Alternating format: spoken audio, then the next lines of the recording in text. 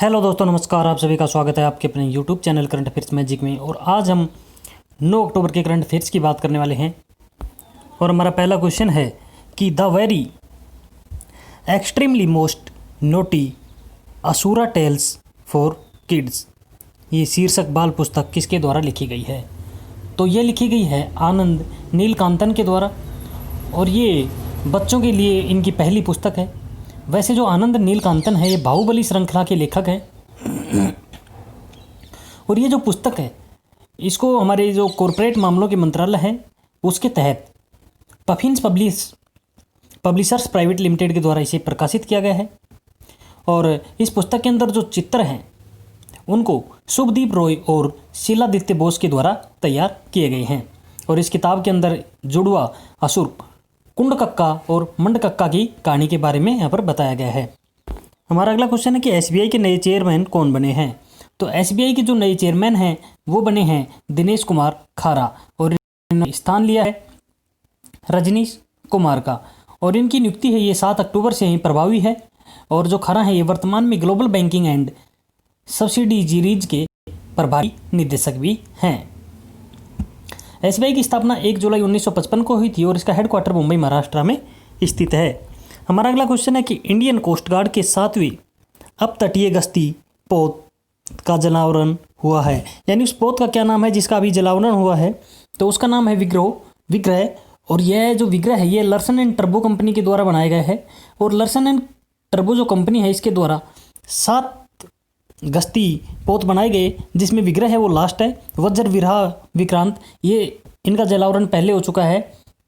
ये भी लर्सन and turbo के द्वारा ही बनाए गए हैं।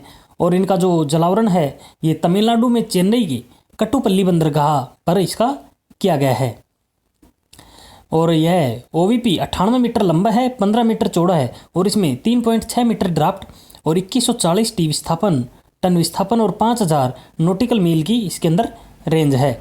इस जहाज में 14 चालक दल और 102 अधीनस्थ अधिकारियों सहित 102 चालक दल होंगे। और इनका जीवन काल है ये 25 वर्ष से अधिक होने की उम्मीद यहाँ पर जताई जा रही है। जो भारतीय तटरक्षक के महानिदेशक हैं वो कृष्णन स्वामी नटराजन हैं, और इसकी स्थापना 18 अगस्त 1978 में हुई थी। इसका हेडक्वार्टर है जो रक्षा मंत्रालय दिल्ली के अंदर स्थित है। हमारा अगला क्वेश्चन है कि नागरिक उड्डयन सुरक्षा ब्यूरो यानी bureau of civil aviation security BCAS का महानिदेशक किसे नियुक्त किया गया है? तो ये किया गया है MA गणपति को, और ये एक IPS अधिकारी हैं। और ये 1986 के बैच के उत्तराखंड कैडर के अधिकारी हैं।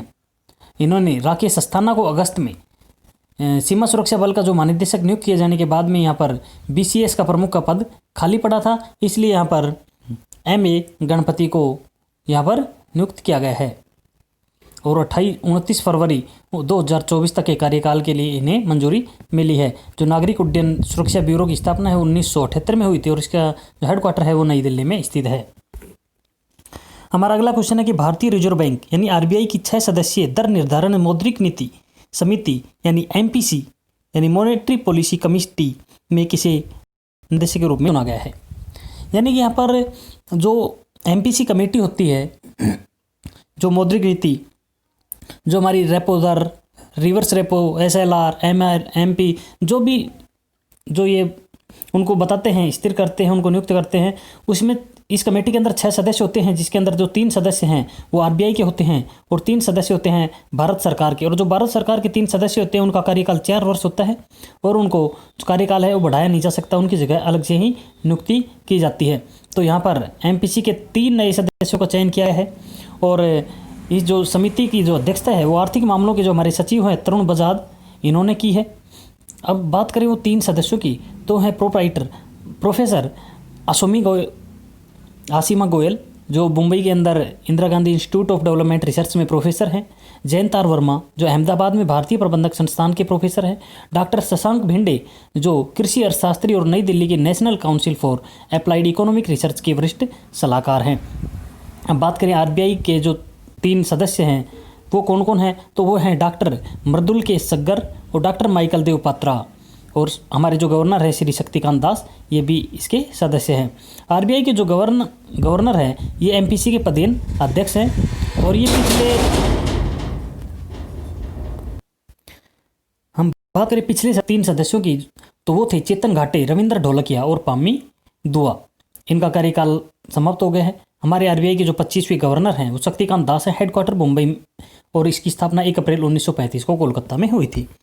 हमारा अगला क्वेश्चन है कि क्वाड देशों के विदेश मंत्रियों की बैठक का आयोजन कहाँ पर किया गया।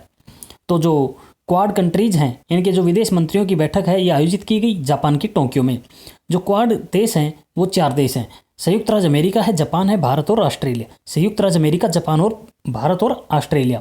और इन्होंने कोरोना महामारी के दौरान free and open Indo Pacific यानी FOIP पर विचार विमर्श यहाँ पर किया है। और ये जो बैठक है ये दूसरी विदेश मंत्रियों की बैठक है। पहली जो बैठक है उसका आयोजन 2019 में किया गया था। यहाँ पर क्वाड विदेश मंत्रियों की बैठक के अंदर जो भारत के विदेश मंत्री हैं S जयशंकर, अमेरिकी विदेश मंत्री हैं माइक पोम्पियो, ऑस्ट्रेलिया के विदेश मंत्री हैं मारिज पाइने और जापान के विदेश मंत्री हैं तोशिमित्सु मोतेगी। इन्होंने यहाँ पर हिस्सा लिया था। हमारा अगला क्वेश्चन है कि म्यांमार के राखाइना राज्य में बनाई जा रही सितवे बंदरगाह को चालू किए जाने की दिशा में म्यांमार के साथ कौन सा देश काम कर रहा है। तो ये देश है भारत। और भारत और जो म्यांमार है ये दोनों मिलकर वर्ष 2021 की जो पहली तिमाही है तब तक म्यांमार के जो राखाइना राज्य में बन रहा है सितवे बंदरगाह, इसको चालू करने पर काम कर रहे हैं। और ये जो बंदरगाह है ये कालादान मल्टी मॉडल ट्रांसपोर्ट परियोजना का हिस्सा है, जिसे भारत के दक्षिण पूर्व एशिया के अंदर प्रवेश द्वार के रूप में भी इसे देखा जा सकता है। जो सितवे बंदरगाह है ये 2016 में बंगाल की खाड़ी में म्यांमार की राखाइना राज्य की राजधानी सितवे में भारत के द्वारा निर्मित किया गया है। और ये बंदरगाह भारत के पूर्वोत्तर क्षेत्र की जो बंगाल की खाड़ी है उसके साथ मिजोरम को यहाँ पर जोड़ेगा। म्यांमार की जो राजधानी है वो नेपिदा है, मुद्रा है बर्मी क्यात, और यहाँ के राष्ट्रपति हैं विन मिंट।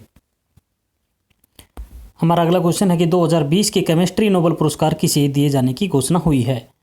तो जो केमिस्ट्री के नोबेल पुरस्कार हैं वो इस साल दिए जाएंगे मैनुअल चार्पियर और जेनिफर ए डोडना को। और इनको जीनोम एडिटिंग नई पद्धति खोजने के लिए ये पुरस्कार दिए जा रहे हैं। और ये पुरस्कार किसके द्वारा दिए जाते हैं। तो ये royal academy of sciences Stockholm Sweden के द्वारा ये दिए जाते हैं। हमारा अगला क्वेश्चन है कि भारत के सबसे तेज सुपर कंप्यूटर परम सिद्धि की आर्टिफिशियल इंटेलिजेंसी को कौन विकसित करेगा। तो ये विकसित करेगा CDAC यानी centre for development of advance computing. और ये भारत का जो सबसे बड़ा HPC AI सुपर कंप्यूटर है परम सिद्धि, इसको विकसित करेगा। और ये पहल भारत को वैश्विक AI सुपर कंप्यूटिंग रिसर्च और इनोवेशन के शीर्ष देशों के साथ लाकर खड़ा कर देगा। भारत के जो सबसे बड़े यहाँ पर HPC AI इंफ्रास्ट्रक्चर का डिज़ाइन तैयार यहाँ पर इन्होंने किया है। परम सिद्धि की बात करें तो यह high performing computing artificial intelligence super computer 210 AI और पेटाफॉक्स 6.5 से लैस एक मशीन है। और यह नविदा DGX सुपर पोर्ट संदर्भ आर्किटेक्चर पर यह बनाया गया है। जो CDAC के महानिदेशक है वो हेमंत दरबारी हैं। इसकी स्थापना 1988 में हुई थी। हेडक्वार्टर मुंबई महाराष्ट्र में स्थित है, पुणे में स्थित है। हमारा अगला क्वेश्चन है कि विश्व कपास दिवस कब मनाया जाता है। तो विश्व कपास दिवस मनाया जाता है 7 अक्टूबर को, और यह 2019 के बाद से मनाया जाता है। और इस अंतर्राष्ट्रीय दिवस को मनाए जाने का जो उद्देश्य है वो कपास के फायदों के बारे में बताना और इसके गुणों से लेकर इसके उत्पादन, परिवर्तन, व्यापार और उपभोग के प्राप्त होने वाले जो लाभ हैं उनको एक प्राकृतिक फाइबर के रूप में यहाँ पर विकसित करना है। और इस दिन को जो मनाए जाने की घोषणा है वो 7 अक्टूबर 2019 को जिनेवा के अंदर जो विश्व व्यापार संगठन के द्वारा की गई थी। और ये WCD की जो शुरुआत है ये कपास के 4 देशों के समूह जैसे बेनिन, बुर्किना फासो, चाड और माली के द्वारा कपास के महत्व को विकसित वस्तु के रूप में मान्यता देने के लिए की गई थी। जो विश्व व्यापार संगठन का हेडक्वार्टर है वो जिनेवा स्विट्जरलैंड में स्थित है और इसकी स्थापना 1 जनवरी 1995 में हुई थी। इसके महानिदेशक हैं रोबार्टो एजे वीडो। अब हम बात करें निधन की तो दिग्गज बॉलीवुड अभिनेता विशाल आनंद का निधन हो गया है। और यह 1976 के सुपरहिट गीत और फिल्म चलते से लोकप्रिय हुए थे। इनका असली नाम है भीषम कोहली और उन्होंने अपने अभिनय करियर के दौरान 11 हिंदी फिल्में जैसे हिंदुस्तान की कसम, टैक्सी ड्राइवर में भी अभिनय इन्होंने किया था। एक्टिंग के अलावा आनंद ने कुछ फिल्मों का निर्देशन भी किया और प्रोड्यूस भी किया, जिसमें चलते चलते फिल्म भी शामिल है। दूसरे अफगानिस्तान के दाएं हाथ के बल्लेबाज थे नजीब तारकई। इनका भी हाल ही में एक सड़क दुर्घटना में निधन हो गया है। इन्हें 2014 के T20 विश्व कप में अंतर्राष्ट्रीय क्रिकेट में डेब्यू करने के बाद अफगानिस्तान के लिए 12 T20 अंतर्राष्ट्रीय मैच खेले और उन्होंने 2017 में आयरलैंड के खिलाफ अपना एकमात्र एक दिवसीय अंतर्राष्ट्रीय मैच खेला था। तो धन्यवाद दोस्तों, आज के लिए इतने ही। मिलते हैं नए वीडियो में नए अपडेट के साथ। तब तक पढ़ते रहिए, बढ़ते रहिए और आपके अपने YouTube channel current affairs magic को सब्सक्राइब करना ना भूलें। धन्यवाद।